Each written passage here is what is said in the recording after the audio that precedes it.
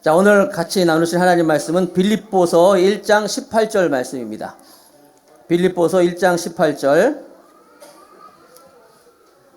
빌립보서 1장 18절 말씀. 제가 먼저 받들어 봉독하겠습니다. 그러면 무엇이뇨?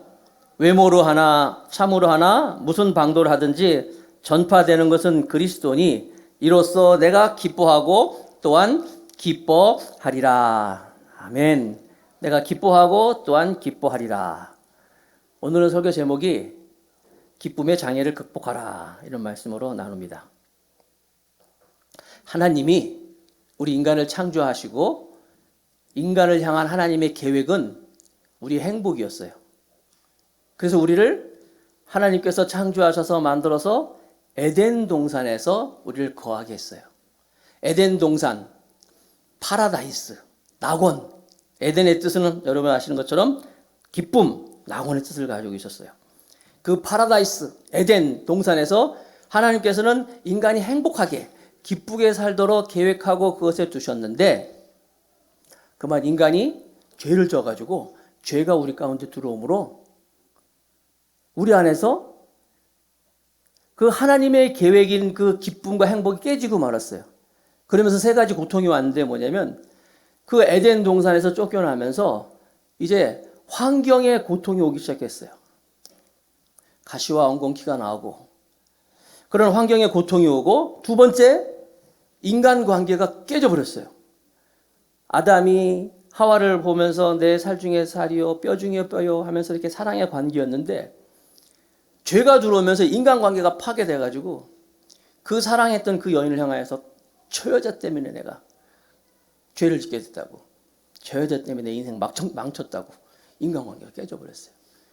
그리고 세 번째, 원래는 이 생명나무를 통해 가지고 인간은 영원히 살도록 만들었는데, 하나님께서 계획하셨는데 네가 정령 죽으리라. 죽음이 오게 됐어요. 병이 오고 죽음이 오게 됐어요. 이 죄 때문에 하나님께서 우리를 향하신 이 행복과 기쁨이 환경의 고통이 오고 인간관계가 깨어지고 파괴가 되고 또 죽음, 병이 오게 됐어요. 근데 이건 오늘날에도 동일하게 저와 여러분들에게도 똑같은 환경인 거예요. 지금 여러분 환경이 살만하죠? 네. 사람들이 다 힘들다 그래요. 뭐 이모저모로 다 힘들다, 어렵다 그러고. 그리고 인간관계 여러분 제일 힘든 게 인간관계 아닙니까? 어디 가든지 사람들과의 이 관계에서, 심지어 교회에서도 하나님의 사랑으로 모인 사람들 이 안에서도 사람들과의 관계로 인해 가지고 힘들어하고, 그리고 누구나 다 이 질병 또 이 죽음으로부터 우리가 자유할 수가 없는 거예요. 그런데 오늘 보면 우리가 요즘 빌립보서의 말씀을 보고 있는데, 빌립보서의 말씀에 보면 이 세 가지 동일한 세 가지의 고통을 당하고 있고, 이 세 가지의 어려운 것에 놓여 있는 이 사람이 너무나 행복하게 기쁨의 사람으로 등장하고 있어요. 바로 사도 바울이라는 사람이에요. 오늘 말씀을 통하여서 함께 은혜를 나누고자 하겠습니다. 자, 첫 번째, 기쁨을 빼앗아가는 첫 번째 장애물은 뭐냐면 환경의 고통입니다. 오늘 본문 말씀에 보면 바울이 어떤 환경 가운데 있는지, 그가 어떤 고통을 당하고 있는지 한번 봅니다. 빌립보서 1장 12절 13절 말씀에 보니까, 형제들아 나의 당한 일이 도리어 복음의 진보가 된 줄을 너희가 알기를 원하노라. 이러므로 나의 매임이 그리스도 안에서 온 시위대 안과 기타 모든 사람에게 나타났으니. 여기서 형제들아라는 것은 빌립보 교회 사람들을 향해서 편지를 쓰고 있는 거예요. 그런 편지를 쓰고 있는 바울은 지금 옥중서신이라고 그랬죠. 옥중서신, 옥 안에 있어요. 감옥 안에서 에베소, 빌립보서, 골로새서, 빌레몬서, 옥중서신, 이 네 권의 책인데, 빌립보서 쓸 때 감옥 안에 갇혀 있다는 거예요. 여러분 작년 연말에 12월 31일 날 그 마지막 성구영신 예배 드리기 전에 바울이라는 영화를 우리 같이 한번 봤잖아요. 거기서 보면 바울의 그 감옥의 상황이 나오잖아요. 지하 감옥. 거기서 있는 바울의 모습이 있는 거예요. 감옥 안에서 이 바울이 있는데, 지난번에도 말씀드렸잖아요. 여러분이 감옥에 안 가봤잖아요. 우리는요. 감옥이 얼마나 어려워요. 자유가 없고 마음대로 나다닐 수도 없고 또 또 바울 같은 경우에 또 매도 맞고 막 그 감옥에 있는데 그 감옥 안에 있으면서 오늘 본문에 보니까 나의 매임이 그리스도 안에서 온 시위대 사람들 앞에서 나타나는데 이것이 기뻐하고 또 기쁨이라고 고백하고 있는 거예요. 평범한 사람들은 환경이 어려우면 있던 기쁨도 다 없어지죠. 이게 평범한 사람들인데 이 하나님의 사람 바울은 이 환경 가운데 있으면서도 빌립보서에서 얘기하고 있는 이 키워드는 기쁨이에요. 감옥 안에 있으면서 나는 기쁘다. 너희들이 원하노니 기뻐하라. 다시 말하노니 기뻐하라. 기뻐한다는 거예요. 존 맥스웰이라는 그 미국의 유명한 그 성공 그 리더십 강사로 유명한 분이 있는데 아시죠? 존 맥스웰. 여러분 한번 딱 검색해 보세요. 저도 이제 설교 준비해서 했더니 이분의 쓴 책이 우리나라에서 나온 책만 102권이야. 102권. 한 권도 아니고 102권이나 썼고 이분은 얼마나 유명한 분이냐면 미국에서도 한번 강의를 들으면 1000불. 이분의 한번 강의 들으려면 1000불을 내고 와서 들어야 된대. 1000불이 얼마인지 아시죠, 여러분? 100만 원. 1000불. 난 이런 얘기를 들으면 지금 내가 1000불이나 진짜. 응? 1000불, 100만 원 내고 와서 이분 강의 들어야 되는데 제 설교는 공짜입니다. 아무튼 이 존 맥스웰은 성공한 사람이에요. 이 사람 얘기 한번 들어보려고 사람들이 그 사람이 쓴 책을 한번 다 읽어보고 막 그러는데 이렇게 훌륭한 성공한 이분이 그의 책 자기 경영의 법칙이라는 책에 보면 이런 얘기가 나와 있어요. 나는 어려서부터 우리 부모님으로부터 절대로 우리 부모님이 누구를 사람이라든지 어떤 환경이라든지 어떤 일에 대해서 부정적으로 말하는 것을 들어본 적이 없다. 우리 부모님은 항상 긍정적으로 모든 걸 생각하시고 말씀하시고 하셨는데 나는 그것을 우리 부모님으로부터 받았다는 거, 배웠다는 거야. 그래서 부모님으로부터 받은 이 유산을 나 역시 다른 많은 사람들에게 전하고 싶은 열망이 있다라고 글을 썼어요. 대단한 말 아닙니까? 어떠한 상황에서도 절대로 부정적인 말, 부정적인 생각을 안 하고 그렇게 해서 하셨어요. 그래서 이분이 이렇게 존 맥스웰이라는 탁월한 성공한 인물이 만들어질 수 있는 거예요. 생각하기 나름이에요. 그래서 여러분 어떤 똑같은 환경이라도 그것이 정말 감옥 같은 환경이라도 정말 감옥같이 사는 사람이 있고 감옥 같은 환경인데도 사도 바울처럼 나는 기뻐하고 또 기뻐한다 라고 말할 수 있다는 거예요. 오늘 말씀에도 형제들아 나의 당한 일이 도리어 알죠? 오히려 지금 내가 감옥에 있는 것이 오히려 복음의 진보가 된 줄을 너희가 알기를 원하노라.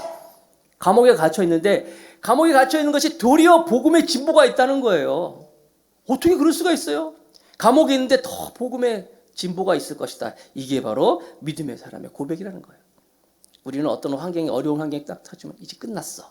이제 어려워. 힘들어 하잖아요. 그런데 아니라는 거예요. 사도 바울은 이 환경이 도리어 오히려 더 진보가 있을 것이다.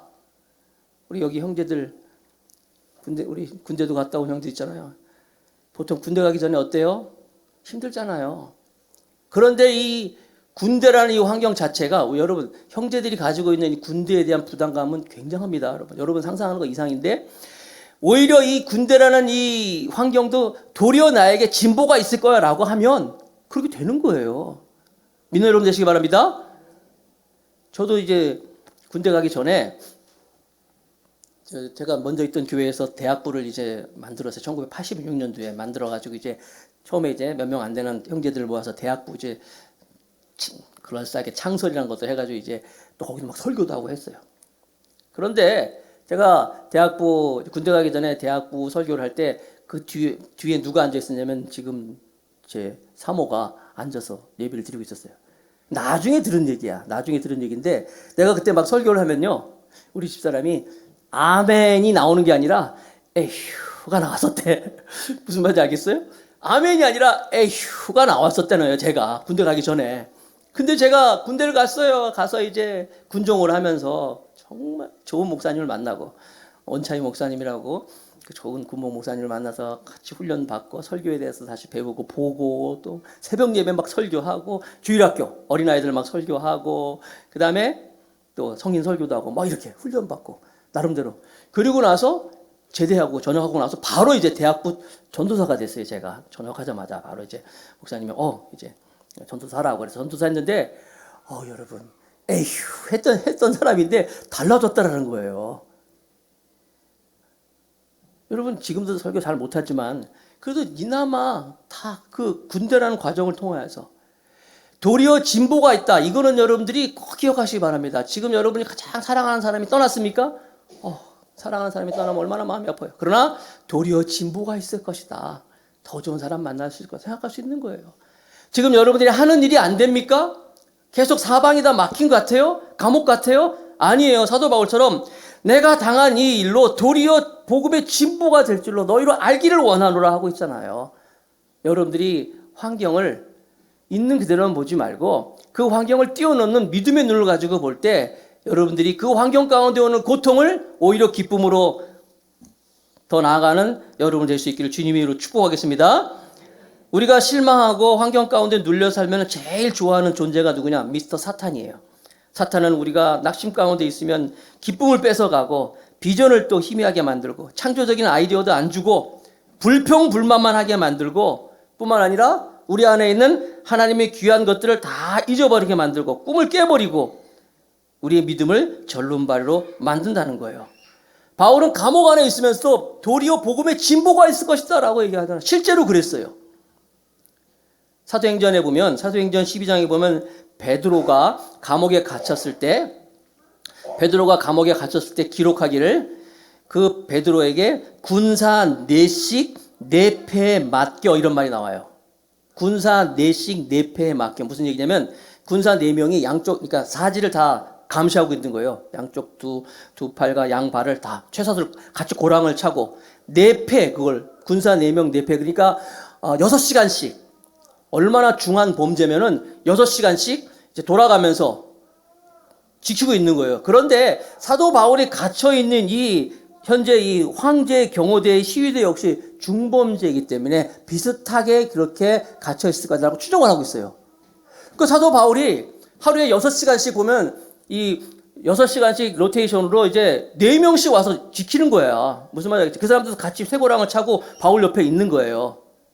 그럼 사도 바울이 이렇게 갇혀 있으면 항상 6시간씩 이제 하루 16명이죠. 그러니까 4, 4, 16 맞죠? 16명을 만나게 되는데 사도 바울이 뭘 했겠어요? 그 사람들하고. 이 4명씩 각각 6시간씩. 묵십바 했겠어요? 사도 바울은 뭐예요? 사도 바울의 머릿속에 예수님밖에 없어요. 사도 바울의 머릿속에는 십자가밖에 없는 거예요. 앉아서 뭘 했겠습니까? 사도 바울은 예수님 이야기를 하는 거예요. 사도 바울은 십자가 이야기를 하는 거예요. 자기가 고통받은 이야기 하겠죠? 1차, 2차, 3차 전도여행하면서 당했던 이야기를 쭉 하겠죠? 이 4사람을 앉아가지고 뭐예요? 듣는 거예요. 그래서 거기서 세상에 왕의 시대에 있는 이 사람들은요 보통 사람들 아니야. 다 고급 장교 출신들이 있을 텐데 그런 사람들이 다 퇴역하고 와 있을 텐데 그 사람들이 앉아가지고 같이 사도 바울과 함께 복음을 듣는 거예요. 그래서 그 가운데서 믿는 사람이 나오는 거예요. 로마 감옥이잖아요. 그런 거예요. 실제로 복음의 진보가 있었다는 거예요. 사랑하는 성도 여러분, 환경에 어려움이 있습니다. 우리 죄로 말미암아. 그러나 이 고통을 믿음으로 극복할 수 있는 저와 여러분이 다 되시길 주님의 이름으로 축복하겠습니다. 찰스 코슨이라는 사람이 있는데 아시는 것처럼 워싱턴 대학 법학을 공부했고 박사 학위까지 받고 변호사로 일하다가 닉슨 대통령을 만납니다. 그래도 닉슨 대통령을 만나고 같이 이제 정치적으로 뛰어들어가지고 닉슨 대통령을 이제 대통령이 되죠. 나중에 닉슨 대통령이 재선도 하게 되는데 그 옆에 참모 보좌관으로 있었는데 오른팔 같은 사람인데 워터게이트 사건이 터지잖아요. 상대편 당 그 선거 캠프입니까? 뭐 거기다가 이제 도청 장치를 해가지고 이제 걸려요. 그게 드러났는데 또 그것을 또 거짓말했다 그래가지고 거짓말에 들통나가지고 아무튼 이 찰스 코슨이라는 사람은 이 모든 일로 인해가지고 감옥에도 들어갑니다. 잘 나가던 사람, 교만한 사람이었어요. 똑똑한 사람이었어요. 패기만만한 사람이었어요. 오만한 찰스 코슨이 워터게이트 사건으로 감옥에 들어가고 나서 거기서 C.S. 루이스 라니아 연대기 그 쓴 책 C.S. 루이스의 책을 읽고 예수님을 만나요. 예수님을 이제 인격적으로 만나고 나서 이제 그가 이제 수감 생활을 마치고 나와서는 정치에 다시 돌아가는 것이 아니라 교도소에 있는 사람들을 교정하는 일 그것을 하면서 다닙니다. 나중에 이분은 찰스 콘스는 그 종교계의 그 노벨상이라고 불리는 템플턴상도 이제 받습니다. 그만큼 훌륭한 인물이 됐는데 그리고 교도소 교정 선교회를 이끌어가는 사람이 됐어요. 근데 그분은 그 책에서 보니까 나는 워싱턴에서 백악관에서 영광스러운 그 세월보다도 나는 감옥에 갔던 그 시간이 훨씬 더 은혜가 충만하고 보람된 시간이었다라고 이렇게 기록을 하고 있어요. 그러니까 여러분, 우리가 감옥 같은 환경, 감옥 같은 생활을 할지라도 그렇지 않아요. 얼마든지 거기서 우리는 하나님의 것을 누릴 수 있다는 거예요.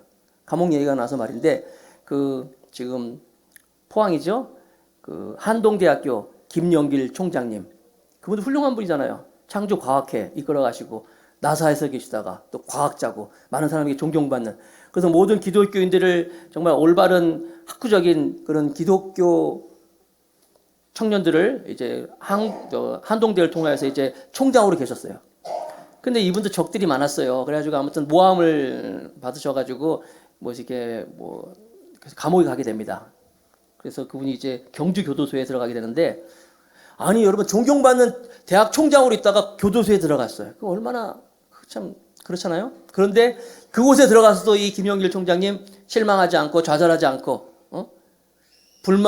불평으로 생활을 보는 것이 아니라 잘됐다. 오히려 내가 그동안 바빠가지고 시간이 없어가지고 성경도 못 봤는데 그곳에서 성경도 막 계속 읽게 되고 1독, 2독, 3독, 4독 계속하고 또 시간도 있으니까 열심히 기도하고 막 그랬다는 거예요. 그 나중에 이제 그분이 나오게 됐는데, 나오니까 사람들이 막 가서 아이고 총장님 고생 많으셨죠 했더니 얼굴이 막 환해졌다는 거예요.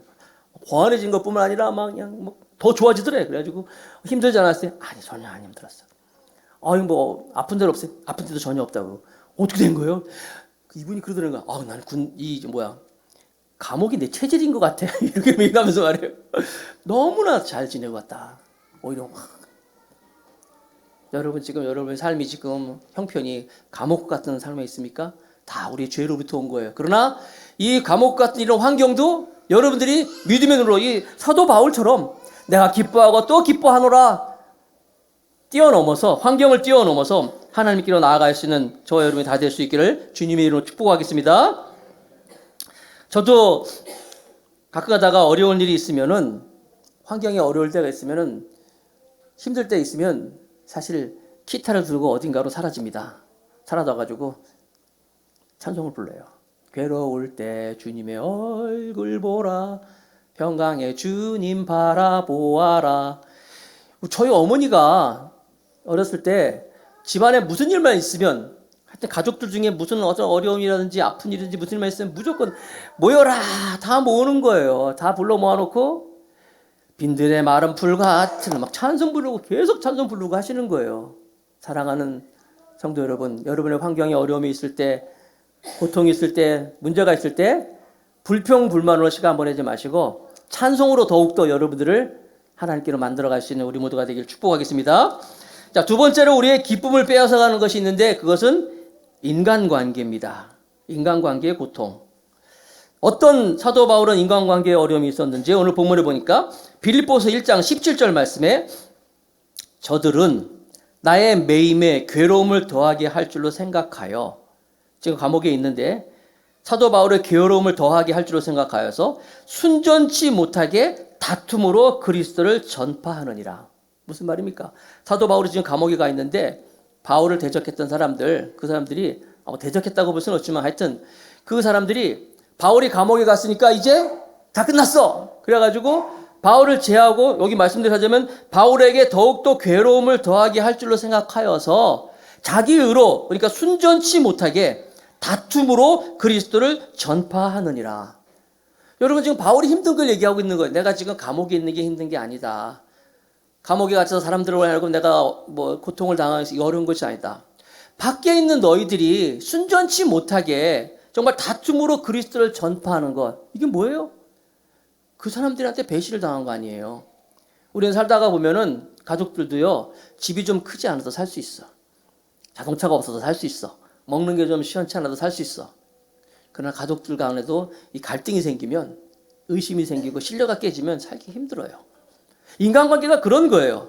빌립보 교회를 누가 개척했느냐? 바울이 개척했는데 빌립보 교회 사람들이 순전치 못한 마음을 가지고 바울에게 괴로움을 주려는 마음을 가지고 그리스도를 전파하고 있다, 이렇게 얘기하고 있는 거예요. 여러분, 믿는 도끼에 발등이 찍히면 더 아프잖아요.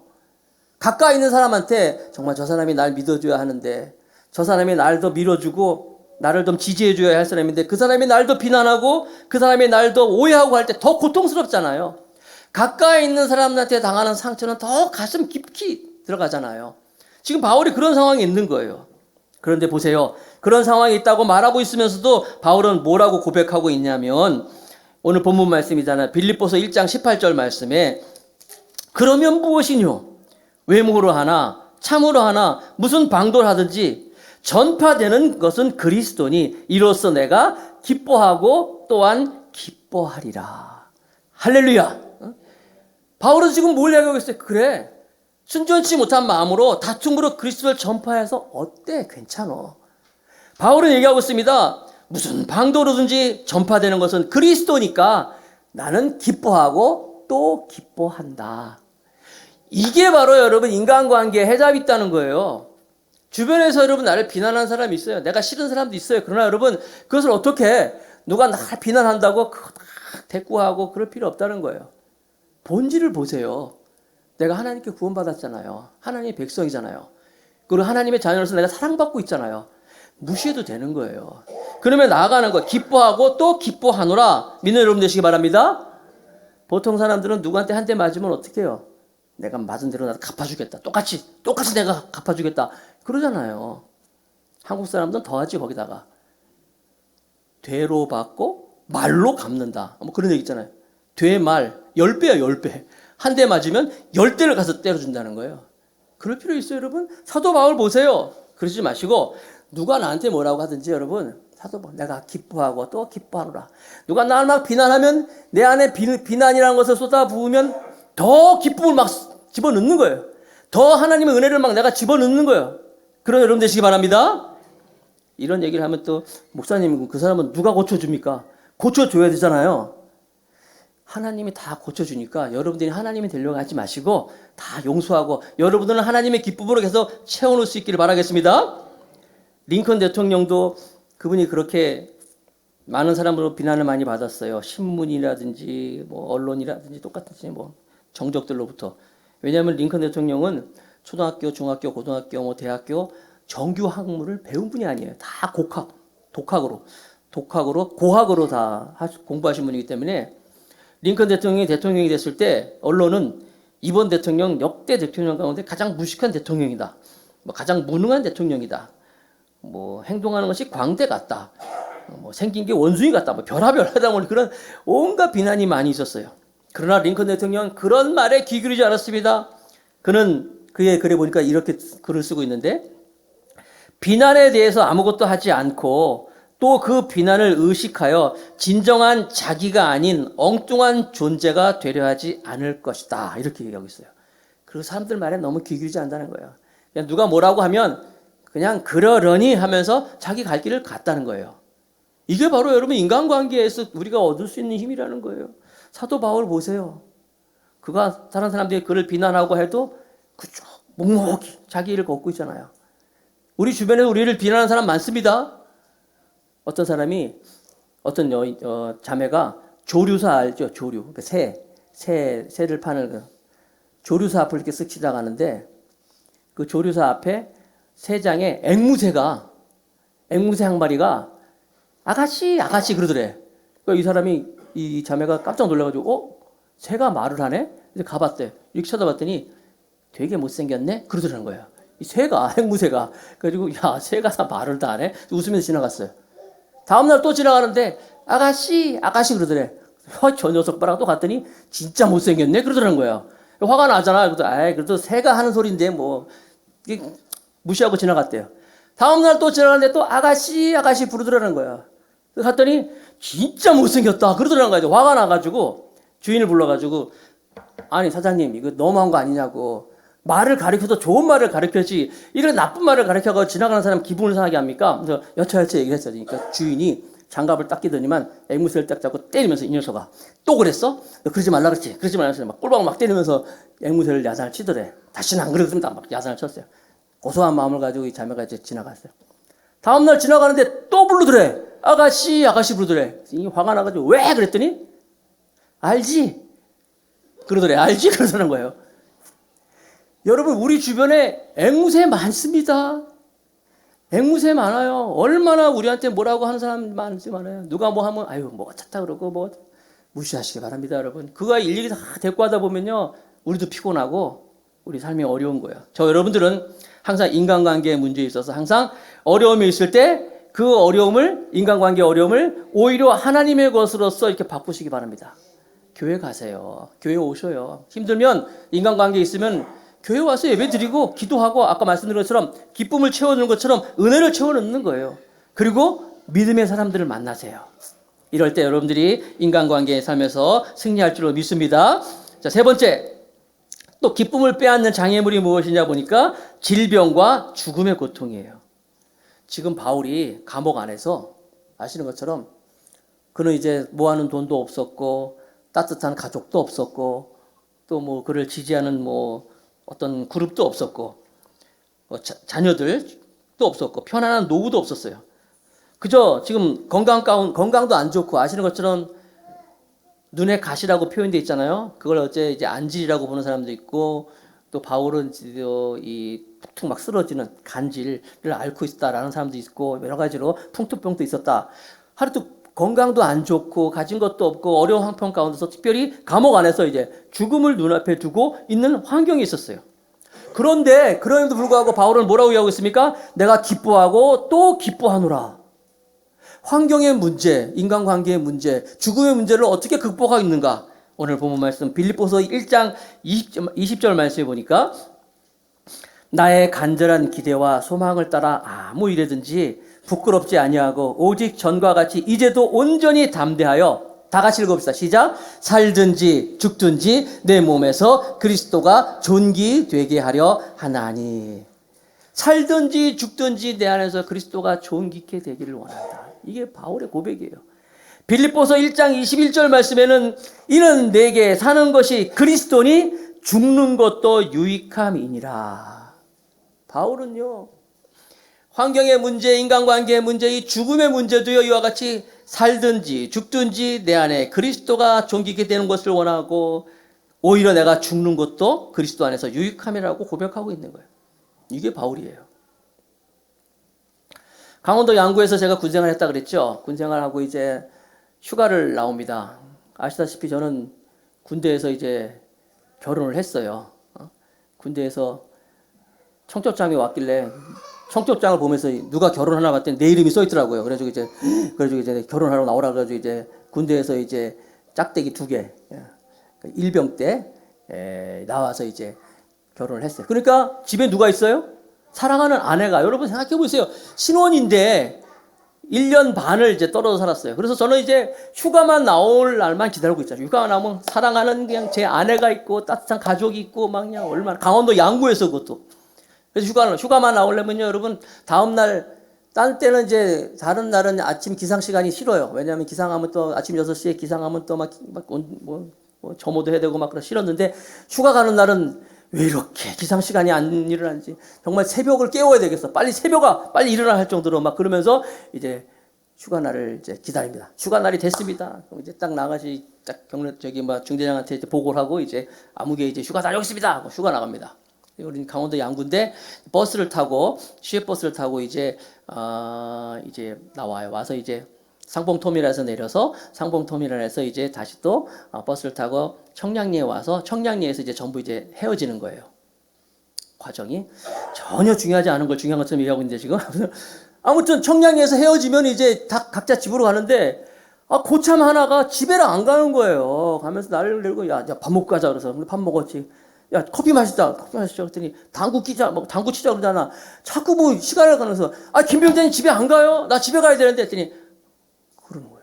난 집에 가봐야 아무도 없어. 집에 가봐야 아무도 기다리는 사람도 없어. 이러는 거예요. 나는 집에 가면 사랑하는 아내가 지금 빨리 오기를 기다리고 있고 식구들이 나 오기를 기다리고 있는데 난 집에 가 아무도 없어. 기다리는 사람도 없어. 여러분 이건 그냥 한 가지 예지만 우리가 이 세상을 떠날 때 정말 갈 곳이 있다는 것, 나를 환영해 주는 분이 있다는 것, 따뜻하게 나를 맞아주는 곳이 있다는 것, 이거 얼마나 귀한 건데요. 사도 바울은 그것을 알고 있었어요. 그러니까 사도 바울은 죽음 앞에서도 내가 죽는 것, 사는 것이 죽는 것, 그리스도가 존귀케 되는 것을 원하노라. 더 나아가서 죽는 것도 유익하다라고 고백하고 있는 거예요. 여러분들도 이 죽음의 문제, 우리 죄로부터 온 것이지만 이렇게 죽음이 끝이 아니라 영원한 세계로 잇대어지는 접촉점이 된다. 또 다른 하나님의 나라라는 것을 믿고 죽음의 문제도 해결할 수 있는 우리 모두가 되길 바라겠습니다. 사도 바울의 고백을 보세요. 빌립보서 1장 23절 말씀에 보세요. 내가 그 두 사이에 끼었으니, 두 사이라는 건 삶과 죽음입니다. 떠나서 그리스도와 함께 있을 욕망을 가진 이것이 더욱 좋으나. 이게 이제 개역 성경이라 참 어렵죠. 쉬운 성경을 읽어드릴게요. 쉬운 성경에는 둘 중 하나를 선택하기가 힘이 듭니다. 삶과 죽음. 그러나 이 세상을 떠나 그리스도 곁에 있고 싶은 까닭은 그것이 훨씬 행복한 것이기 때문입니다. 무슨 얘기예요? 삶과 죽음, 늘 우리도 고민하잖아요. 살 것이냐 죽을 것이냐. 그러나 사도 바울은 그리스도와 곁에 있는 그 까닭은 하나님께 함께 가는 영원한 나라에 가는 그것이 훨씬 행복한 것이기 때문이라고 고백하고 있는 거예요. 이게 바울의 고백입니다. 요한 웨슬레는 죽으면서 이런 말을 했습니다. 가장 좋은 것은 주님과 함께 있는 것이다. 빅토르 위고는 마지막이 가까울수록 나를 초청하고 있는 세계의 불멸의 심포니 소리가 더 귀에 생생하다. 존 밀턴은 죽음은 영원한 궁정문을 여는 황금 열쇠다. 이렇게 얘기하고 있는 거예요. 여러분들은 죽음을 어떻게 이해하고 있습니까? 죽음이 그저 다 끝이야. 죽음은 끝이야. 이것입니까? 아닙니다. 죽음이라는 것은 영원한 세계로 갈 수 있는 그런 문이라는 것을 바라보면서 우리가 정말 죄로부터 온 것이지만 환경의 문제, 인간관계의 문제, 이 죽음의 문제지만 이 모든 문제를 복음으로, 신앙으로, 십자가로 이김으로 말미암아 기뻐하고 또 기뻐하고 또 기뻐하고 너에게 말하노니 기뻐하라. 내가 다시 말하노니 기뻐하라. 이렇게 기쁨의 사람으로 살아감으로 말미암아 이 세상에서 참된 하나님의 기쁨으로 승리하시고 또 주님 만났을 때 잘했다 칭찬 들을 수 있는 더 감사교회 저와 여러분이 다 될 수 있기를 주님의 이름으로 축복하겠습니다.